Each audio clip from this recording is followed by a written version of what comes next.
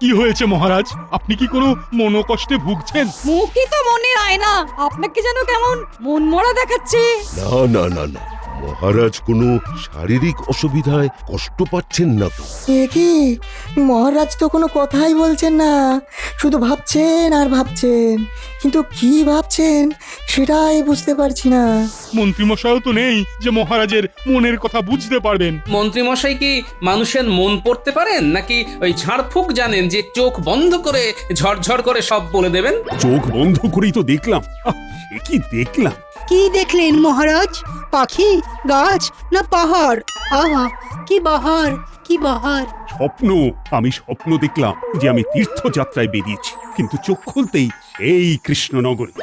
আচ্ছা মহারাজ, স্বপ্নটা কি ভোরে দেখেছিলেন নাকি মাঝরাতে? ওরে, চোখ খুলতেই দেখি ঝকঝকে সকাল। তাহলে কোনো চিন্তা নেই মহারাজ, আপনার স্বপ্ন সত্যি হবেই হবে। বলছো গোপাল? হ্যাঁ, সত্যি হবে বলছো? এই আজ আমার সভায় আসতে একটু দেরি হয়ে গেল মহারাজ।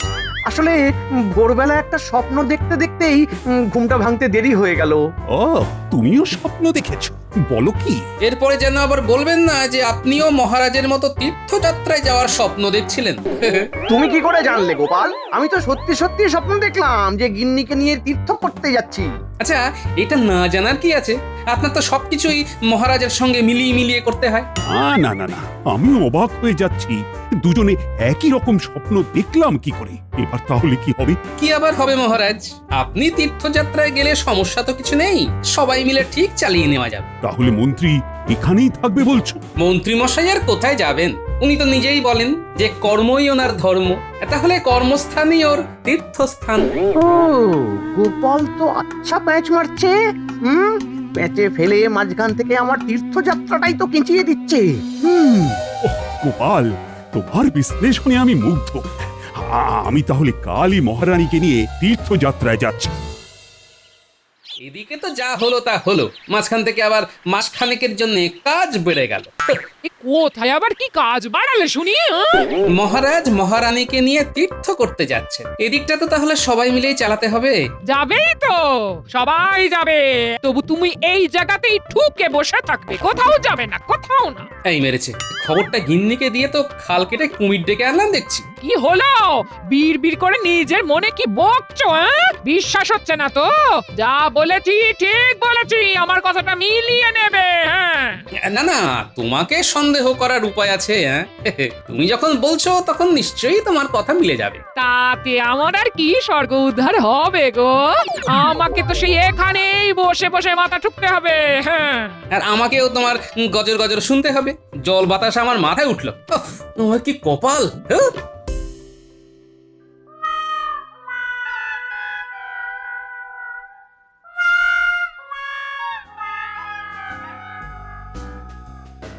ও, কপাল করে একখানা গিন্নি পেয়েছিলাম বটে। ঘরে ঢুকতেই কেমন জল বাতাসা নিয়ে হাজির। জল বাতাসে পরে খাবে, পরে খাবে, আগে বলো তীর্থযাত্রার কি হলো? তীর্থযাত্রা? এই না মানে সে তো মানে ওই তো মানে মানে যাওয়া হচ্ছে না, তাই তো? হ্যাঁ, কি করে যে কি হয়ে গেল। মহারাজ আর আমি দুজনে একই স্বপ্ন দেখলাম। মহারাজ তীর্থ করতে চলে গেলেন, আর তাই আমাদের যাওয়াও হলো না। সব ওই গোপালের জন্য। ওই তো তালে গলে যাওয়াটা আটকে দিল। মহারাজকে ঠিক বুঝিয়ে দিল যে তীর্থ করতে আমার কোথাও যাওয়ার দরকার নেই। বেশ তো, তাহলে তুমি গোপালের কথাই শোনো, আমাদের স্বপ্নের তো কোনো দামই নেই। এই ভেবে না না না না না, এইভাবে বলো না গিন্নি। আমিও ঠিক করে নিয়েছি, তোমাকে নিয়ে আমি তীর্থ করতে যাবই যাব। কি করে যাবে? কথাতেই তো আছে, চাষি গেল ঘর লাঙল তুলে ধর। মহারাজ যখন চলেই যাচ্ছেন তখন আমার এখানে বসে থাকতে বই গেছে। আর কেউ যদি কিছু সন্দেহ করে তবে সেগুড়ে বালি সে আমি ঠিক ভুজুং ভাজুং দিয়ে একটা ব্যবস্থা করে নেব। তবে তার আগে এমন নজরদারির ব্যবস্থা করব যে কেউ উল্টো সিধে কিচ্ছু করতে পারবে না। বাবা,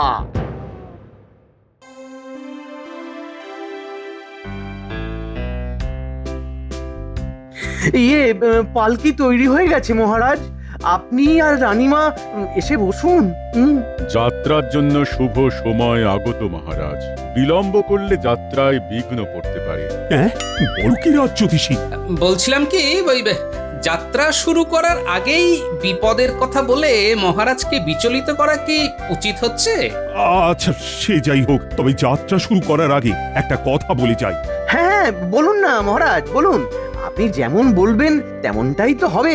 আমার অবর্তমানে বিশেষ কোনো একজনকে নয়, সবাইকে নিজের নিজের দায়িত্ব পালন করতে হবে। হ্যাঁ মহারাজ, আপনি ফিরে এলেই দেখতে পাবেন যে কে কেমন করে নিজের ভূমিকা করছে, মানে পালন। বুঝতে পারছি মন্ত্রী মশাই নির্ঘাত ভিতরে ভিতরে কিছু একটা ফোন নিয়ে আসছে। তবে গোপাল যখন আছে তখন আর আমার চিন্তা নেই। কি গোপাল, তেমন কিছু হলে সামলে ফেলতে পারবে তো? বিলক্ষণ মহারাজ।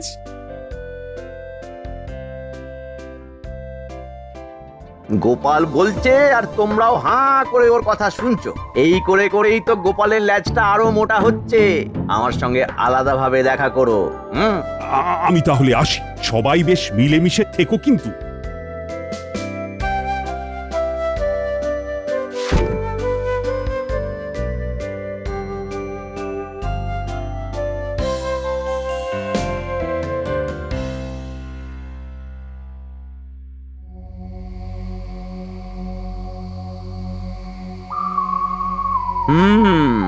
দেখাচ্ছি দেখাচ্ছি গোপালের কত পোয়া বারো হয়েছে দেখাচ্ছি। কি দেখার কথা বলছেন মন্ত্রী মশাই? দেখতে হবে নাকি দেখাতে হবে? কি করতে হবে সেটা খালি বলুন। তোমার তো মুখে নং মারিতং জগৎ। আমি বললে তারপরে বুঝবে। দেখতে পাচ্ছ না, দেখতে পাচ্ছ না গোপাল আমাদের ছেড়ে কেমন নিজের একটা দল বানাচ্ছে? এর মধ্যে নিশ্চয়ই গোপালের কোনো উদ্দেশ্য আছে। আছেই তো, আছেই তো। আর সেটা ধরার জন্যেই আমি কয়েকদিনের জন্য গা ঢাকা দেব ভাবছি। এই মরেছে, আপনি গা ঢাকা দিলে ধরবেটাকে? সেই পরিকল্পনাও আমার করা হয়ে গেছে। যে কটা দিন আমি থাকবো না সেই সময়ে সেনাপতি তুমি বিজ্ঞানী আর বৈদ্যের গতিবিধির ওপর নজর রাখবে, আর পণ্ডিত তুমি নজর রাখবে গোপালের ওপর। আর কবি কি করে সেটা দেখার জন্য বটা ঘটা তো থাকছেই। আপনার কোনো চিন্তা নেই মন্ত্রী মশাই, আমরা একেবারে বাড়াবাড়ি রকমের নজরদারি করব। হ্যাঁ,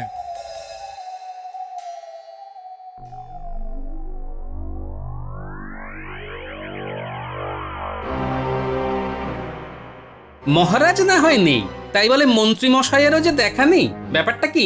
এটাও কি বলে দিতে হবে? মন্ত্রী মশাই 5 কাজের মানুষ।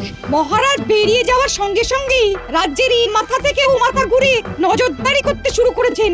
আমার গণনা কিন্তু বলছে রাজ্যে ঘোরতর গন্ডগোল হতে পারে, তাই কড়া নজরদারি প্রয়োজন।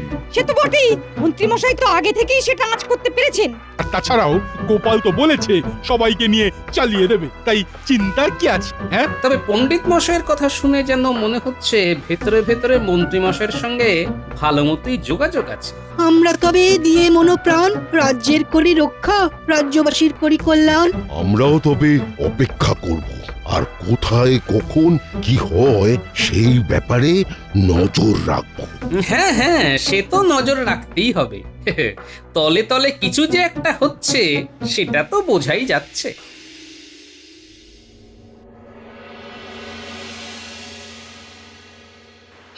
গোপাল দাদু, আমরা এসে গেছি। আমাদের হাতে এখন প্রচুর সময়। পণ্ডিত মশাই বলেছেন তাকে নাকি এখন কদিন চোখ কান খোলা রাখতে হবে, তাই পড়াতে পারবেন না। কিন্তু পণ্ডিত মশাই চোখ কান খোলা রেখে কি দেখবেন গোপাল দাদু?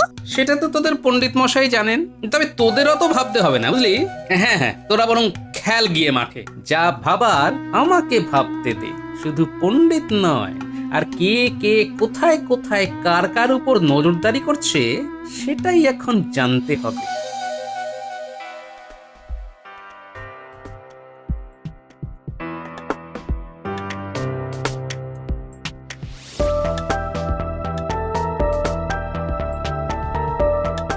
বৈদ্য ভেবেছে ও কি করছে আর কোথায় যাচ্ছে কেউ কিছুই টেরটি পাবে না। কিন্তু আমি যে ওর পিছু ছাড়ছি না সেটাও বুঝতে পারিনি।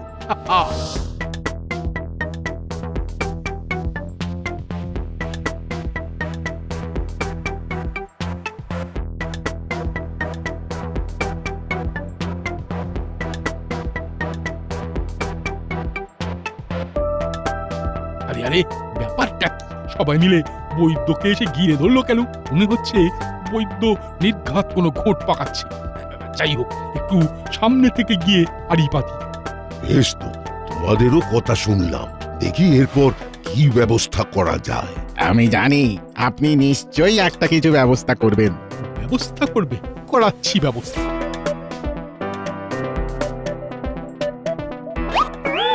আরে কি সেনাপতি মশাই, আপনি?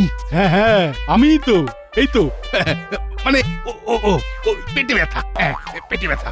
ও ও মাঝে মাঝেই কেমন মোচড় দিয়ে উঠছে বাবা। এই নিন, এই বড়িটা খেয়ে বাড়িতে একটু বিশ্রাম করুন, এতেই কাজ হবে। কাজ হোক আর নাই হোক আমার কি, আমার তো অন্য আরো কাজ আছে।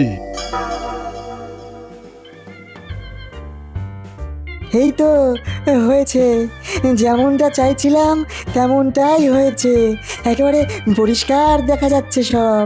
না, বিজ্ঞানীর বাড়িতে আড়ি পেতে খুব একটা গন্ডগোল কিছু হয়নি দেখছি। দেখি আর কি বলে শুনি। এবার নজরদারি করতে সুবিধা হবে, আর কোনো ভয় নেই। মনে হচ্ছে মহারাজের তীর্থযাত্রা করে ফিরে আসার ভয় পাচ্ছে, তার আগেই নির্ঘাত কাজ গুছিয়ে নিতে চায়। ঠিক জায়গায় বসিয়ে দিতে পারলেই কাজ হবে। তুমি নিশ্চিন্তে থাকো, আমি থাকতে সেই কাজ নির্ঘাত কেঁচিয়ে যাবে। হ্যাঁ,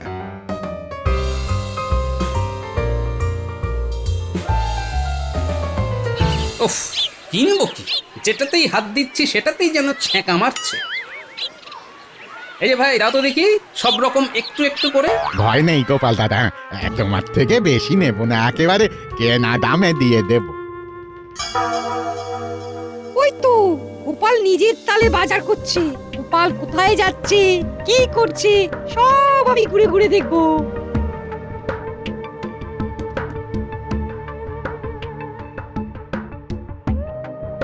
এই যে পটকা সমেত টাটকা মাছগুলো কত করে দিচ্ছ ভাই? নিন না গোপাল দাদা, আপনার জন্য একেবারে জলের দরে করে দেবো, নিন নিন।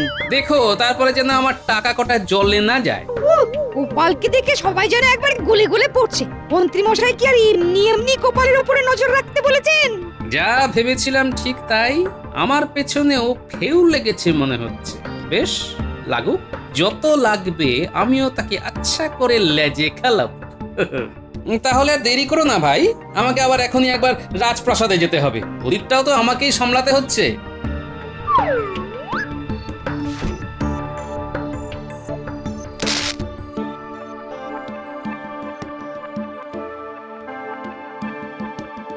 এই তো লেজে খেলছে। এসো পণ্ডিত, তোমায় আরেকটু খেলাই। সেই তখন থেকে একই খেলা খেলতে আর ভালো লাগছে না। এর থেকে যদি গোপাল দাদুর কাছে বসে গল্প শুনতাম তাহলে ঢের ভালো হতো। ওই গুলটেটাই তো খেলবো খেলবো বলে হাঁপাহাঁপি করলো। ও, এখন সব দোষ আমার না, তোরা যেন খেলিসনি। আহারে, খেলে খেলে বুঝি তোমরা বিরক্ত? সময় কাটানোটা কি শক্ত। এটা একদম ঠিক কথা, সময় যেন আর কাটতে চাইছে না। তবে কি তোমরা চাও একটু অন্যরকম ভাবে সময় যাবে কেটে? তাহলে তো ভালোই হয়। তবে এসো, কানে কানে কিছু বলি, একটু অন্যরকম ভাবেই না হয় খেলি। দেখেছিস ঘটা, কাণ্ডখানা কি হচ্ছে? বেশ বুঝতে পারছি, কবি কিছু একটা ফন্দি আঁটছে। মন্ত্রী মশাইয়ের সন্দেহটাই তাহলে ঠিক হলো। তা বললে বাচ্চাগুলোরও মগজ ধুলাই করছে? না না না না না না, কিছুতেই ওর পিছু ছাড়া যাবে না। ওমা, ওরা কারা? সে যাই হোক, আমরা কি পড়বো তবে ধরা? না বাবা না। না না, এইভাবে ছড়িয়ে রাখলে হবে না, এবারে জাল গোটাতে হবে। ও গোপাল ভাই, গোপাল ভাই, বাড়ি আছো নাকি? আছো নাকি ঘরে? আরে আরে, ব্যাপার কি? শুধু কবি নয়, সঙ্গে একেবারে রাজবৈদ্য হাজির যে। গোপাল, আমাদের ওপরেও নজর রাখা হচ্ছে। মা, আমার কিন্তু ভীষণ ভয় হচ্ছে। হ্যাঁ, ভয়ের কি আছে? সেটা তো আমার উপরেও রাখা হচ্ছে। চিন্তার কিছু নেই, যেমন চলছে চালিয়ে যাও। হ্যাঁ হ্যাঁ হ্যাঁ, যেমন পারছি চালিয়ে যাচ্ছি। এই তো ভাদ্র মাস পড়তে না পড়তেই আমার বাড়ির লাগোয়া ওই পশ্চিম পাড়ার লোকজন এসে ধরেছিল সেদিন ওই রাস্তায়। আমার কি আর ছেড়ে থাকার উপায় আছে? এদিকে বাচ্চারাও এত মজা পেয়ে গেছে যে তারা আর পিছু ছাড়বে না আমার। ওদের শুধু আমাকেই দরকার। মহারাজ আর মন্ত্রী না থাকায় আমাকেও কিছু দায়িত্ব সামলাতে হবে। তবে যা হচ্ছে ভালোই হচ্ছে, তাই জোরে নয়, কানে কানে কিছু বলি, শোন।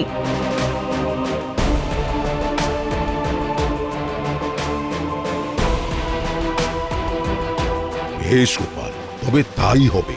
খালি ভাবি এবার কি মজা হবে।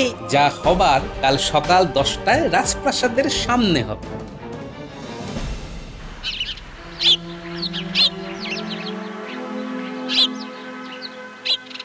তোলো তোলো, আরে সব বস্তা তুলে ফেলো চটপট। এ কি রাজবিদ্য, এখনো যে তোলাতুলি বাকি দেখছি? এই তো সবে শুরু করলাম গোপাল, একটু সময় তো লাগবেই। বস্তার সংখ্যা নিয়ে ভাববেন না রাজবৈদ্য, কোনো চিন্তা নেই, যত বস্তা লাগে সব নিয়ে যান। তাই তো রাজকোষ থেকে এই 2 থলি মোহর নিয়ে এলাম। ঘাবড়াবার কোনো কারণ নেই, সবার চিন্তা দূর করব আমি। এখানে তো একেবারে পরিলুট চলছে। মন্ত্রী মশাই সন্দেহ তাহলে ঠিক, কেউ নেই দেখে গোপাল সব লুটে পুটে খাচ্ছে। চলুন তাহলে তাহলে দেরি করে আর কি হবে, যা হচ্ছে সব নিজের মুখেই বলবেন তাহলে। মন্ত্রীমশাই এসে গেছেন। অল্প কয়েকদিনের জন্য হলেও ঘোরা তো হলো, তাতেই শান্তি। আপনাকে দেখে যেন ধরে প্রাণ এলো মন্ত্রী মশাই। না হলে গোপাল যা শুরু করেছে তা তো আর চোখে দেখা যায় না। হ্যাঁ, করবেই তো, করবেই তো। এমন সুযোগ কি আর কেউ হাতছাড়া করে? শুধু গোপাল দাদা কেন, সবাই তো নিজের মতন করে গন্ডগোল পাকাচ্ছে। কি করেছে সেটাই তো শুনতে চাইছি। বাচ্চাগুলো গোল্লায় যাচ্ছে ওই কবির পাল্লায় পড়ে। বৈদ্য, বিজ্ঞানী, কবি সবাইকে নাচাচ্ছে ওই গোপাল। এবার শুধু মহারাজের আসার অপেক্ষা, তারপরেই গোপাল আর তার দল বলের মুখোশ খুলে যাবে।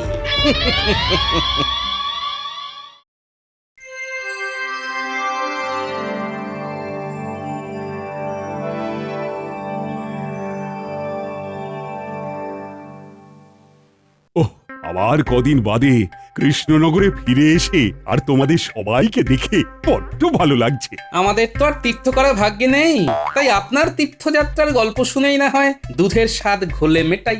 হ্যাঁ, তবে তার আগে মহারাজও শুনুক তুমি কেমন ভাবে সবার মাথায় ঘোল ঢেলেছো। তার মানে তেমন কোনো গোলমাল হয়েছে নাকি এই কদিনে? সব শুনলে মহারাজ আপনার চোখ কপালে উঠবে। গোপাল অবস্থার সুযোগ নিয়ে রাজকোষ থেকে অর্থ সরিয়েছে, পণ্ডিত সাক্ষী আছে। বলো কি?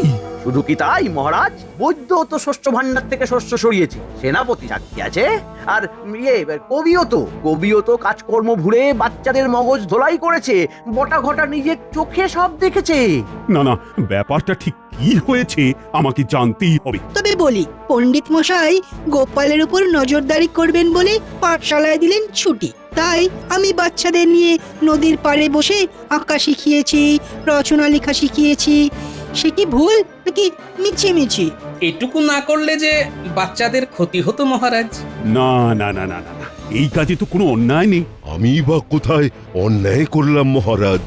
পশ্চিম পাড়ায় ভাদ্র মাসে অন্নকূট হয়, নরনারায়ণ সেবার জন্যে আপনি তো প্রতিবারই ওদের চাল ডাল এসব দেন।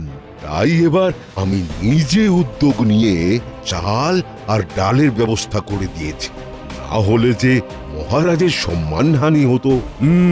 একদম ঠিক কাজই করেছো বৈদ্য। ও, ব্যাপারটা তো আমি ভুলেই গেছিলাম। এবার তাহলে আমি বলি, রাজপ্রাসাদে যারা কাজ করে তাদের সাপ্তাহিক বেতন দেওয়ার দিন পেরিয়ে যাচ্ছে, তাই কোষাগার থেকে মোহর এনে সেই সব মেটাতে হলো। সব হিসেব খাজাঞ্চির কাছে লেখা আছে মহারাজ। ও, কি দারুণ দায়িত্ববোধ তোমার গোপাল। কেউ তো কোনো অভিযোগ করার সুযোগই পাবে না। ও মন্ত্রী, বলো এবার আর তোমার কিছু বলার আছে কিনা? না মানে তাই বলে মানে কোষাগার থেকে মানে এখন আর আমতা করে কি হবে মন্ত্রী মশাই? সত্যিটা তো সবাই জেনেই যাবে। কি হলো মন্ত্রী, তোমার কথা বন্ধ হয়ে গেল কেন? মন্ত্রী মশাই আর কি বলবেন মহারাজ, উনি নিজেই তো এই কদিন বেপাত্তা ছিলেন। বলো কি, তাও আবার অনুমতি না নিয়ে? নিজে না থেকে তিনি উল্টে সবার উপর সন্দেহ করেছেন। রাজপ্রাসাদ যাতে সুরক্ষিত থাকে তাই আমি একটা যন্ত্র আবিষ্কার করেছিলাম। সেনাপতি সেখানেও নজরদারি করতে গিয়েছিলেন। ছি ছি মন্ত্রী, তুমি নিজে তো নিজের কাজে ফাঁকি দিয়েইছো, উল্টে সবাইকে সন্দেহ করেছো। এত সন্দেহ বাতিক মন তোমার? গ্রহের যা ফের তাতে মন্ত্রীমশাইয়ের ভাগ্যে নির্ঘাত দুর্গতি আছে। তবে শোনো ভালো করে, গোপাল বৈদ্য, কবি আর বিজ্ঞানীকে পারিতোষিক দেওয়া হবে, আর সেটা হবে মন্ত্রীর 2 মাসের বেতন কেটে। আর মন্ত্রীর তালে তাল মেলানোর জন্য সেনাপতি আর পণ্ডিতেরও 1 মাসের মাইনে কাটা হবে। এমন শাস্তি দেবেন না মহারাজ, আমি মারা পড়ে যাব। এমন শাস্তি দেবেন না। আমাদের ছেড়ে দিন মহারাজ, আমরা তো শুধু মন্ত্রী মশাইয়ের কথা শুনে কাজ করেছি মাত্র। তাতেই ফাঁদে পড়েছি। কোনো কথা হবে না, এবার শুধু কথা মতন কাজ হবে। লঘু পাপে এমন গুরুদণ্ড দেবেন না মহারাজ, এমন গুরুদণ্ড দেবেন না। কি আর করবেন মন্ত্রী মশাই, সন্দেহের ফল যে এমন তেঁতুই হয়।